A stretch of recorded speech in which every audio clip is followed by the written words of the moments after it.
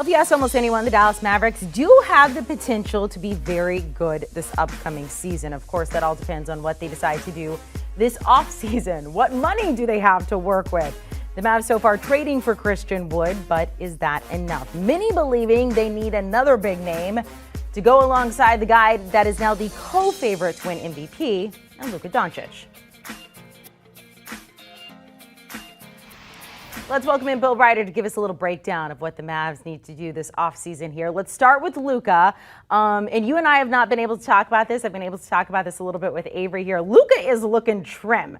So, the season ends, we give him so much flack, oh, maybe he just enjoyed his mom's cooking a little too much. Even one of his coaches said that at one point. Bill, on the right is what Luka looks like right now. What do you make of that? Yeah, he looks like a Marvel superhero. What I make of it, he finally mixed in some salads, and I don't mean that in a disparaging way. You're right. He looks this is terrifying for the rest of the NBA, because even though Luka has reported overweight before, a little out of shape, he's still been ridiculously dynamic, Amanda. I can't imagine the level this guy can get to as he gets older. Still a very young dude, and as you just pointed out, if he shows up looking like that for the start of the season. Yeah, that's what we hope, at least for the start of the season. It's going to last throughout the summer there. All right, so the odds are out to win MVP. Luka is the co-favorite, as I mentioned, with Joel Embiid. They are both plus 600, followed up by Giannis and then Nikola Jokic there. Do you think he has the potential to be MVP next season? Yeah, I do. I've said for years, and this is just me parroting what other folks around the NBA have told me, he's talented enough, and this isn't easy, but he's talented enough to be a multi-time MVP, and very few people in the history of the sport have done that. Now, I do think that as someone who votes and is friends with a lot of the folks who vote, I think there's a slight edge to Joel Embiid, because I think too often, I think it's a mistake, Amanda, but I think too often what didn't happen in the past or should have happened in the past impacts voting in the future and when he becomes the president. I think there's going to be a sympathy vote for Embiid, the fact that he did not win this past year, and I did not vote for him. So I think it's between Luka and Embiid in terms of the most value, but there's no doubt that when you look at that list and you talk about the best players in the NBA, Luka Doncic has as much talent as any of those guys, and maybe more upside, given the fact that he's younger than all of them and is on a Dallas Mavericks team that if they can craft the right roster, if they can get the right pieces, this is a team that can look like a contender in the regular season. Obviously, they made the Western Conference Finals this past year, but looking like a contender is a big part of getting votes, because the votes go in before the playoffs begin. Yeah, you saw that graphic right there. 46 triple-doubles in his first 4 seasons in the NBA, the most since Magic did it, from 79 to 83. And then, of course, you got Joel Embiid saying, look, if I didn't win it last season, I feel like they hate me. We'll see about this upcoming season. All right, so we're going to look ahead to the Mavs, and we're going to try to make Luka the MVP by making the Mavs get some wins here. Let's talk about first, though, their salary cap situation. It's not great, Bill. No, it's not. So the short version is that to bring in some of the players, Amanda, that we're probably going to talk about, right? Some of the names out there, and Bradley Beal's going to stay in Washington, but is Zach LaVine or Bradley Beal or DeAndre Ayton, anybody of significance, if Jalen Brunson leaves, what that in effect does is it triggers the absolute hard cap. And so in order for the Mavericks to go out and get a player to replace Jalen Brunson, if as expected he goes somewhere else and the Knicks sound like the front runner, they would have to send out not just the salaries to make that work in terms of matching what LaVine would make in a sign and trade. Let's say it's LaVine, whoever it is, in a sign and trade with the organization that's sending a player. They'll have to add some extra money so that they can operate and bring in some guys at the minimum. So you're talking some combination of Spencer Dinwiddie, Tim Hardaway Jr., those kind of players as a starting point. And then other players would have to be sent out as well as part of that deal or other deals. So you can go out, you can try to be aggressive in getting some of these big free agents that are out there, but it's really, really hard. You have to have the cooperation of whatever team that you're working with if there's a sign and trade, and you have to move on a whole bunch of contracts. Maybe Bertans you see there. They're obviously not going to move on from Christian Wood. It's not an easy situation, but Dinwiddie and Hardaway Jr. almost certainly would have to go out to bring in a superstar level player to pair with Luka Doncic. We'll talk about some of those pairings first, but I want to talk about Jalen Brunson. You mentioned the Knicks are the front runner right now to land him. Of course, his dad is an assistant coach there. How do the Mavs hang on to him? And in your opinion, should they try to hold on to Jalen Brunson? Yeah, great questions with, I think, really, really difficult answers. The first part of that is and you noted that the Knicks, this is a college basketball move. They hired his dad. The betting odds are that he's going to be a Knick. The sense around the NBA and people I talk to is he's going to be a New York Knick. So Dallas has to sell him on the idea that there's a place for him and they can win together. The problem is that Jalen Brunson's numbers were markedly better when he didn't play with Luka Doncic. Doncic is amazing, but he has the ball in his hands a lot, has a huge usage rate. He likes to be not just the facilitator, but the guy that holds the ball for huge chunks of time. So Brunson may believe, and maybe rightfully so, he can't be the best version of himself with Luka Doncic. And then the question of whether or not, let's say that Brunson's willing to stay, should they? In a normal situation, Amanda, in a vacuum, I think I personally would tell you no. I'm not sure I've seen enough from Jalen Brunson to believe he's worth the level of money he's going to command. The problem becomes the cap situation we just talked about. With Jalen Brunson leaves, they're still in cap hell. It's still a nightmare. It's still really difficult to operate. So Jalen Brunson is better, even if you run the risk of overpaying him, and that's not a universal view. It just happens to be mine.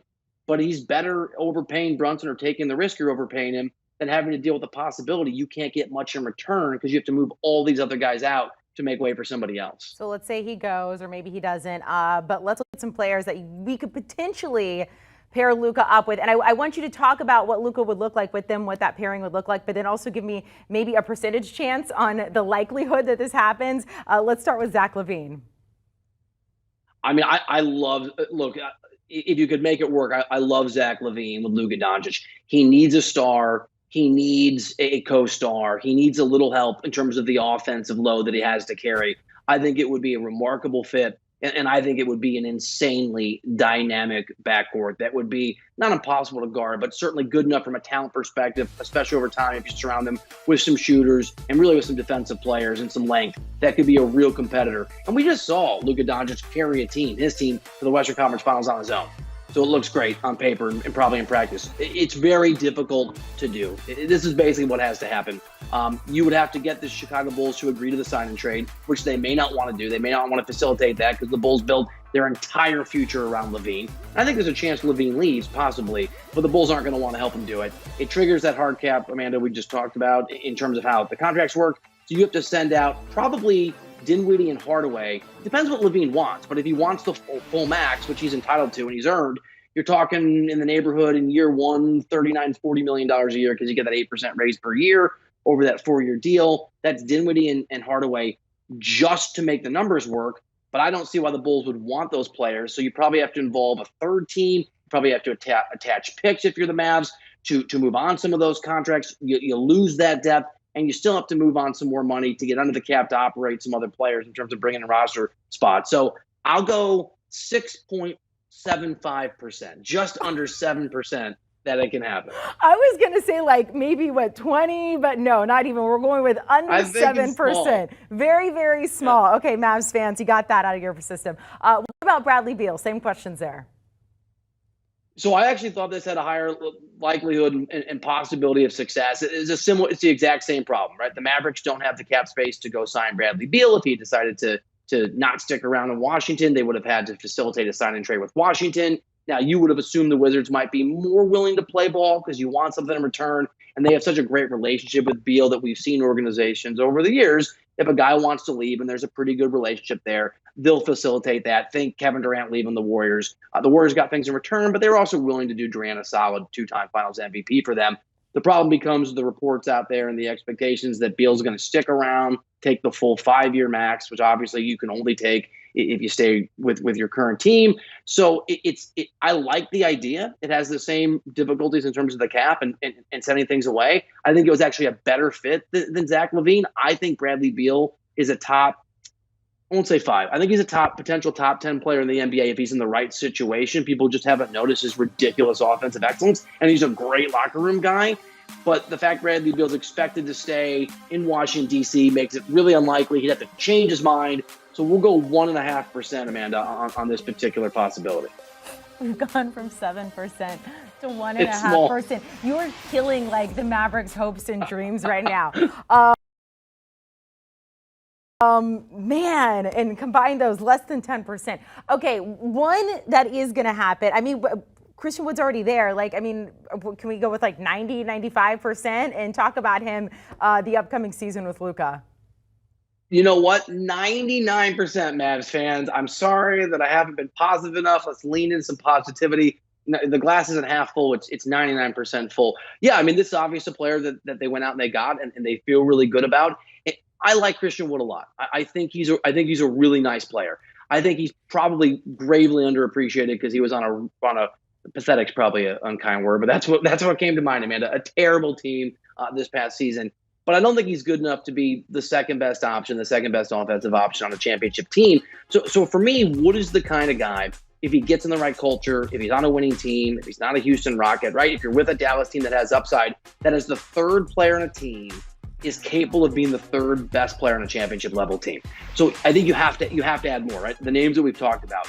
But the thing about Christian Wood that I think is encouraging, even though everybody wants to win now, is if the Mavericks can't get the pieces they want, a secondary star this year, if you can't get Zach LaVine, if you can't get Bradley Beal, if my percentages are right and it's not going to happen, Wood's a really nice piece for Luka this upcoming season, but he's also young enough and good enough that gives you some time. You want to operate in building a team around Luka Doncic successfully, but that might be a 2 or 3 year timeline. You don't want to overreact in the moment and make a mistake. That's a really nice piece. It's a really good player, and he's going to fit with that team, I think, for a long time. They've got to add more, but Christian Wood's a really nice addition by that front office. So the Mavs have some chess pieces to move around here. I don't remember how to play chess.